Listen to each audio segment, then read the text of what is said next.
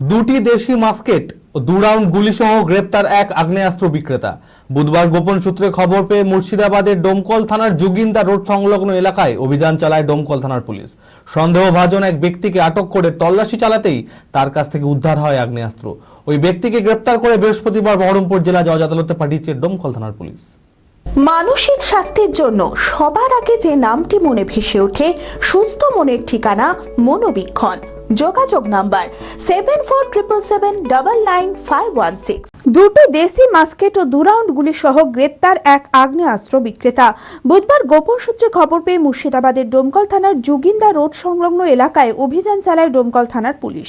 Police সূত্রে জানা যায়, এক ব্যক্তি মাস্কেট বিক্রি করার জন্য যোগিন্দা রোড এলাকায় ঘোরাফেরা করছিল।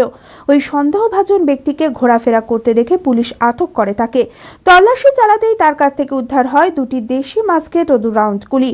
ধৃতের নাম আব্দুস সাত্তার, বাড়ি ডোমকলের আমিনাবাদ এলাকায়। বৃহস্পতিবার ধৃতকে 10 দিনের পুলিশ হেফাজতের আবেদন জানিয়ে বহরমপুর জেলা জজ আদালতে তোলা হয়।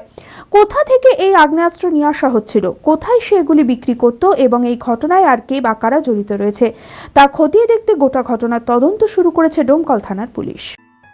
চঞ্চলতা তার কথায় কথায় জীবনে মিশে রঙ ভরায়, চুপি সারে মনে সে সাদে সবাইকে পাগল করে, পাগল করে। আমারই মতো আমার নিচের পতাকা पता का चा गजब का शाद।